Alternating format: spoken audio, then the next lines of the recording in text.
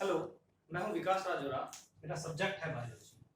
आज 10th class का how to organism reproduce का एक इम्पोर्टेंट टॉपिक सेक्सुअल रिप्रोडक्शन के बारे में डिस्कस करेंगे। 10th क्लास में सेक्सुअल रिप्रोडक्शन के आज कुछ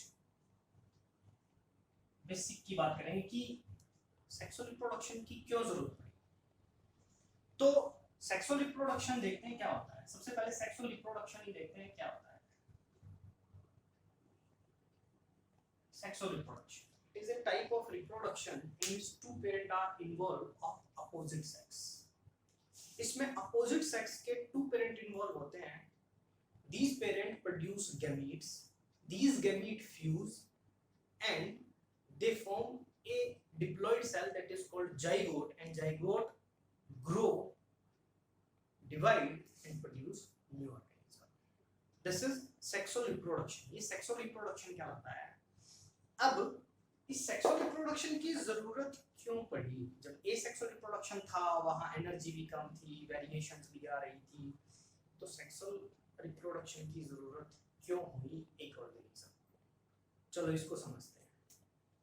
हमने सबसे पहली वीडियो में ये डिस्कस किया था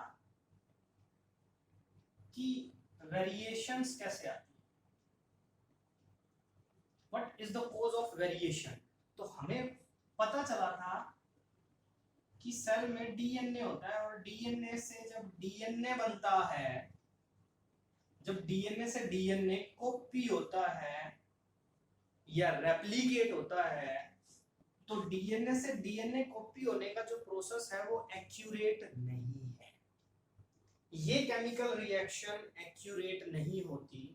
तो डीएनए से डीएनए जब बनेगा तो जितनी कम एक्यूरेसी होगी, यानी कि एक्यूरेसी जितनी कम होगी, दैट मीन वेरिएशन उतनी ही ज्यादा आएगी। और जितना एक्यूरेट होगा डीएनए, दैट मीन उतनी ही वेरिएशन कम हो जाएगी। यानी कि एक्यूरेसी मतलब एग्जैक्ट कॉपी ऑफ डीएनए बनता है, दैट मीन नो वेरिएशन। अगर थोड़ी सी एक्यूरेसी नहीं आती है, लेस एक्यूरेट बनता है, यानी कि आइडेंटिकल नहीं होता, तो वेरिएशंस आती है।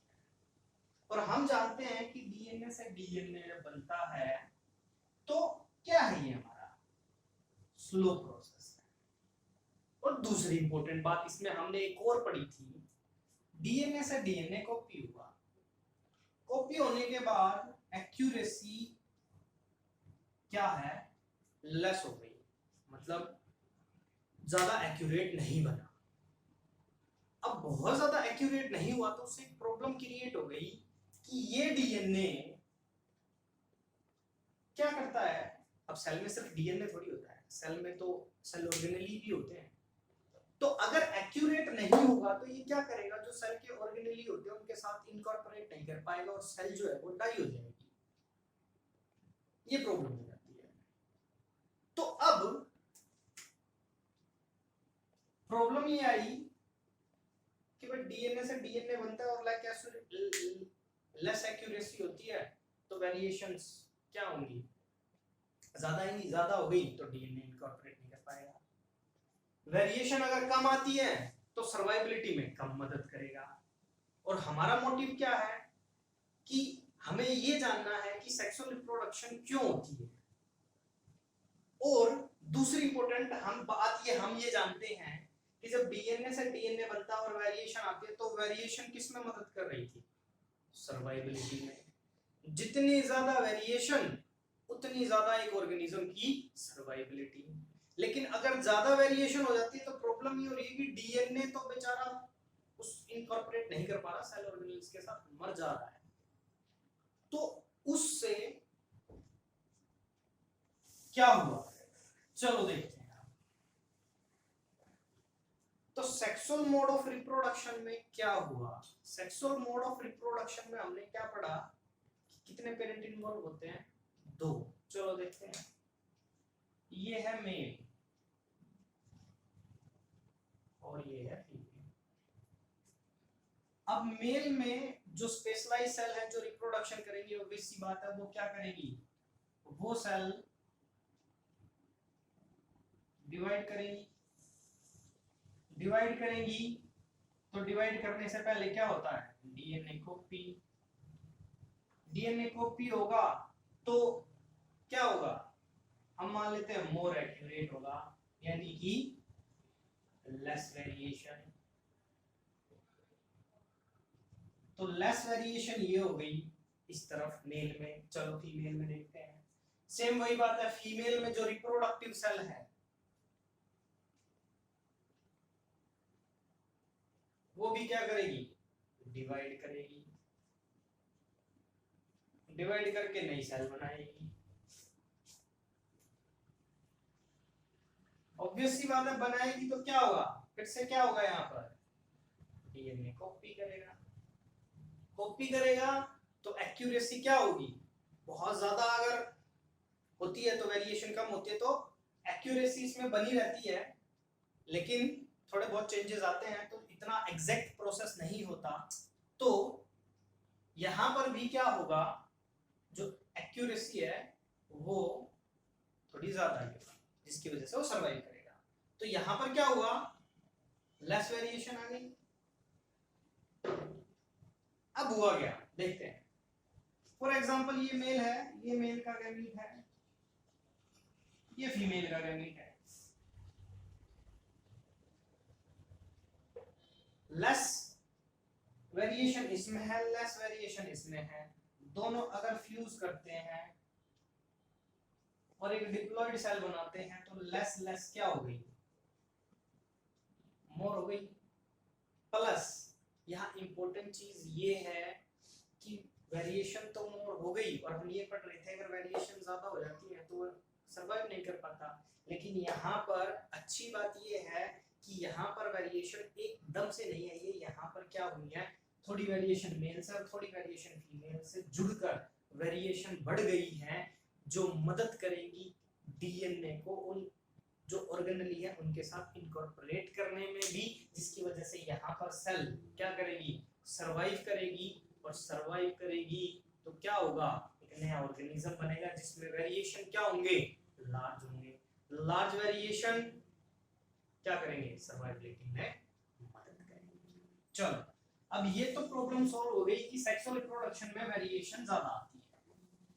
अब अगली प्रॉब्लम ये है कि मेल में जो रिप्रोडक्टिव सेल है उनमें मान लो क्रोमोसोम का नंबर हो गया 46 और वो डिवाइड करती है और नई सेल जो गैमीट्स बनाते हैं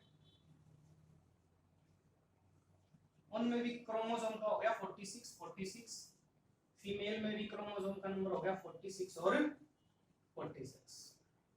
46 फ्यूज करेंगे कितना हो जाएगा 92, यानी कि नेक्स्ट जनरेशन में क्रोमोसोम का नंबर कितना हो गया, डबल हो गया। सेम अगर 92 मान लो फॉर एग्जांपल ये मेल था, फीमेल नेक्स्ट कितना हो जाएगा 184, यानी कि हर जनरेशन में क्रोमोसोम का नंबर, सेक्सुअल रिप्रोडक्शन में हर जनरेशन में क्रोमोसोम का नंबर क्या हो रहा है, डबल हो रहा है। तो एक टाइम ऐसा आएगा जहां पर क्रोमोसोम ज्यादा होंगे और ह्यूमन कम होंगे, ऐसी कंडीशन आएगी।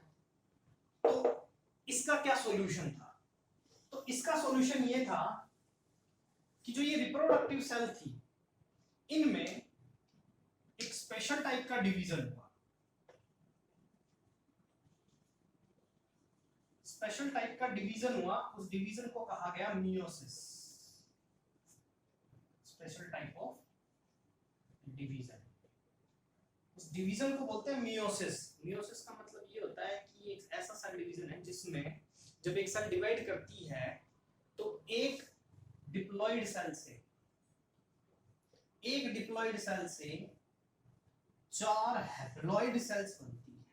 अब what is the mean of haploid और डिप्लॉयड? हैप्लॉयड का मतलब है जिसमें क्रोमोसोम का नंबर आधा हो जाए, और डिप्लॉयड का मतलब जिसमें फुल रहे। जैसे फॉर एग्जांपल ह्यूमन के अंदर कितने क्रोमोसोम होते हैं, 23 पेयर या 46, तो ये फुल नंबर ऑफ क्रोमोसोम है। तो इसका मतलब अगर एक सेल में 23 पेयर ऑफ क्रोमोसोम है तो वो हो गई डिप्लॉयड, और जिसमें 23 सिर्फ 23 क्रोमोसोम है वो हो गई हैप्लॉयड।